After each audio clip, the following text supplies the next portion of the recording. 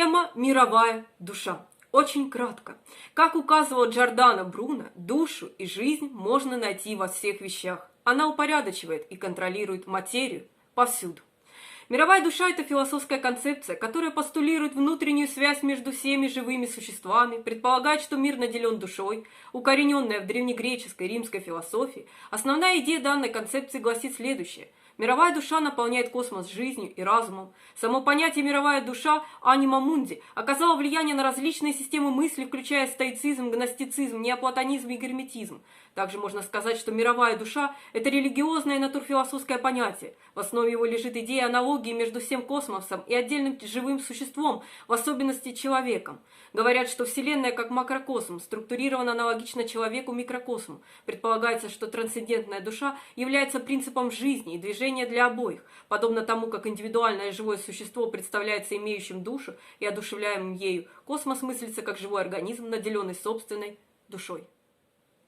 В античной философии Платон в Тимее представлял Вселенную как живое существо, наделенное душой и разумом, созданное демиургом по рациональной схеме, выраженной через математические принципы. Платон описывал мировую душу как смесь сходства и различий, образующих единую, гармоничную сущность, пронизывающую космос. Душа оживляет Вселенную, обеспечивая ее рациональную структуру и функционирование в соответствии с божественным планом, а движение планет отражает глубокую связь между математикой и реальностью. Стоицизм и гностицизм – две значимые философские системы, которые развивали эту концепцию. Стоицизм утверждал, что Вселенная – это единое живое существо, пронизанное божественным рациональным принципом, известным как логос, который организует и оживляет космос, функционируя как его душа. Гностицизм часто связывает мировую душу с Софией, верховной премудростью, которая воплощает божественную мудрость и нисхождение в материальный мир.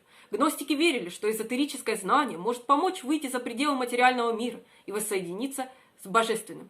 Неоплатонизм и герметизм также включили концепцию мировой души. Неоплатонизм предложил иерархическую структуру существования, в которой мировая душа действует как посредник между умопостигаемым миром и материальным миром, оживляя и организуя космос. Герметизм рассматривает мировую душу как жизненную силу, объединяющую космос. Герметические тексты, подчеркивая единство и взаимосвязь всех вещей, описывают космос как живое существо, наполненное божественным духом. Присоединение к мировой душе рассматривается как путь к духовному просветлению и единению с божественным. Концепция мировой души продолжает находить отклик в современно-философском, экологическом и духовном дискурсе. В современной философии окружающей среды идея мировой души часто используется для того, чтобы подчеркнуть внутреннюю ценность природы и взаимосвязь всех живых существ.